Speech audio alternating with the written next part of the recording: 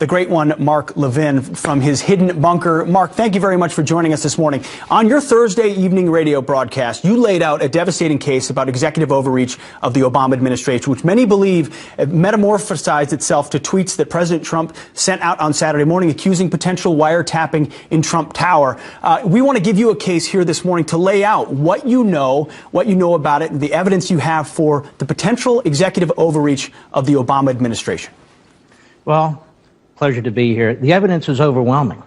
This is not about President Trump's tweeting. This is about the Obama administration's spying. And the question isn't whether it's spied. We know they went to the FISA court twice. The question is, who did they spy on? The extent of the spying. That is, the Trump campaign, the Trump transition, Trump surrogates. And I want to walk you through this, the American people. Exhibit 1. Exhibit 1. This is all public. Head Street. Two separate sources with links to the counterintelligence community have confirmed that the FBI sought and was granted a Foreign Intelligence Surveillance Act court. This is spying. In October, giving counterintelligence permission to examine the activity of, quote, U.S. persons in Donald Trump's campaign with ties to Russia. Let me go on. This isn't me. They say the first FISA request, sources say, named Trump, was denied back in June, denied by the court.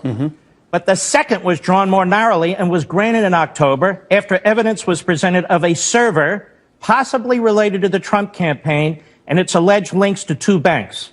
Now, sources suggest that a FISA warrant was granted to look at the full content of emails and other related documents that may concern U.S. persons. Now, I know people are hung up with Trump's word wiretapping. Well, how'd they get access to this server information? Does it really matter if it was wiretapping, electronic surveillance, or whatever it was?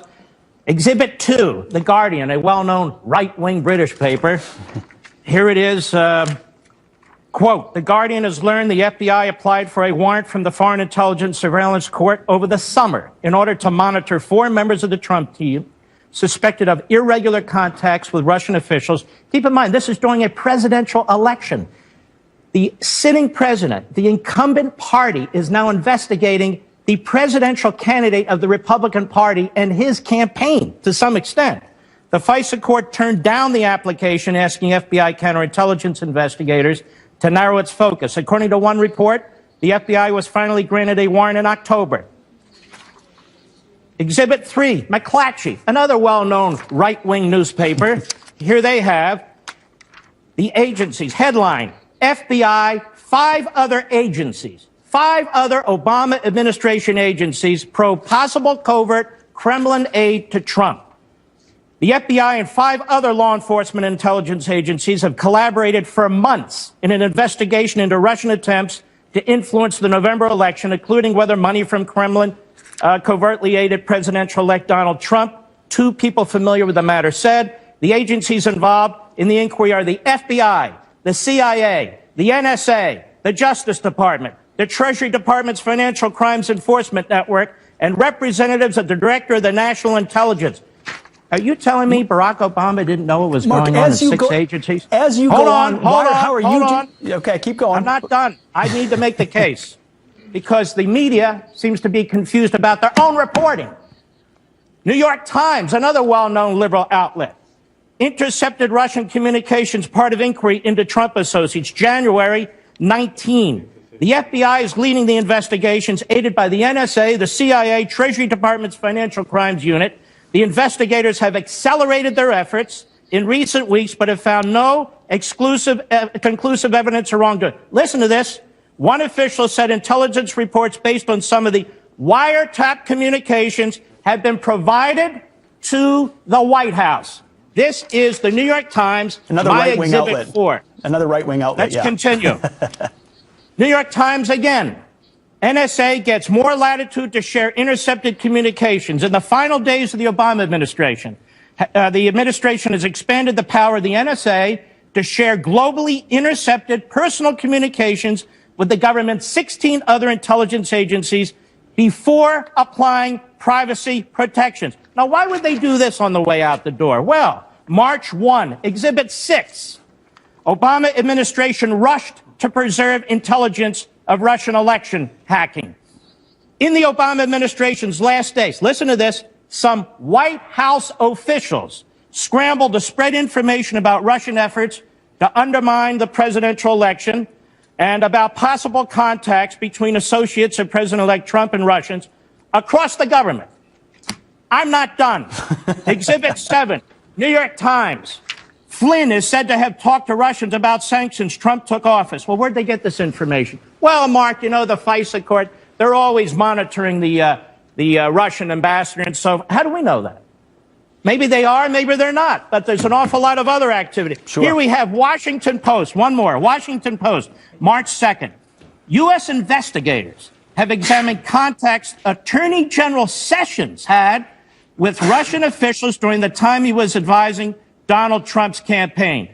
The focus of the U.S. counterintelligence investigation has been on communication between Trump campaign officials and Russia. Listen to this.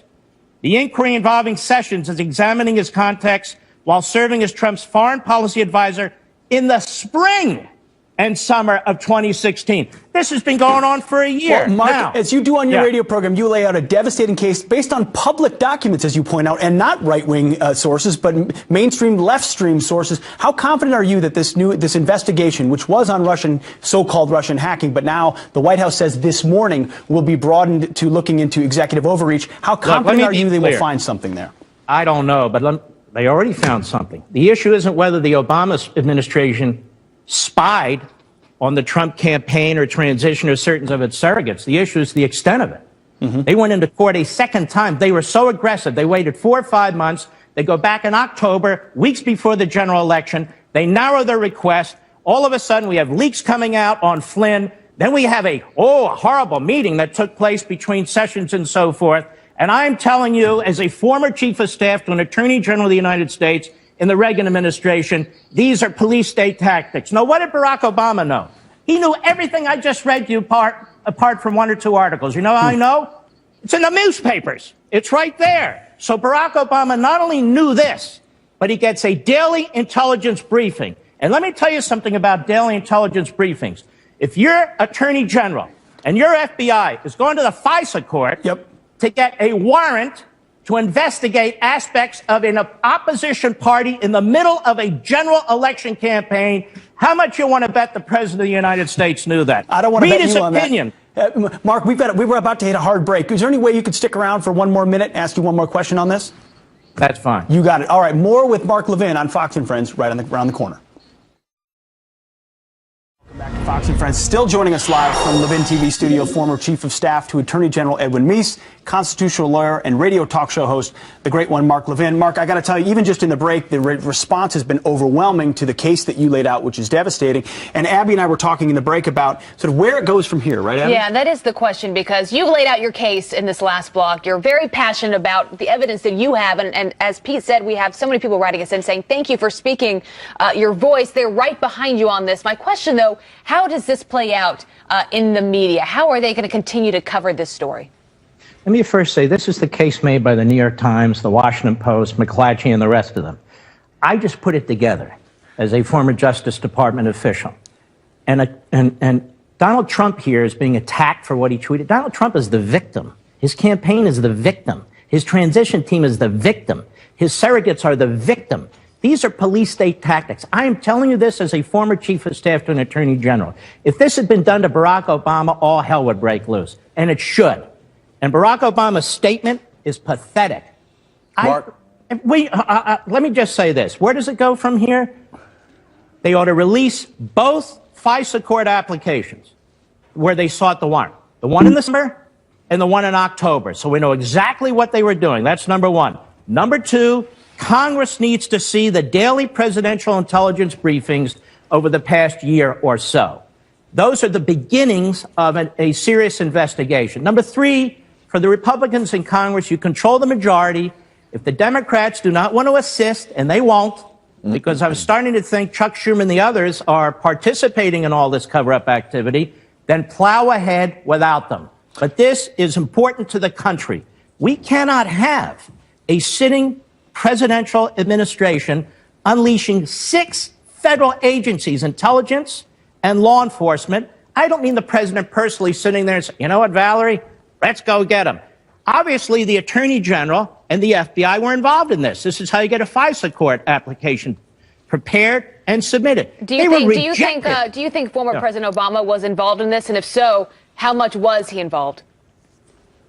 I'm not Nostradamus here. I just think that we ought to find out. But I will tell you this. He's more involved than he says. I mean, it's his executive branch. It's his Justice Department. Mine's been the IRS. All of a sudden, the IRS is targeting American citizens. I don't know anything about it.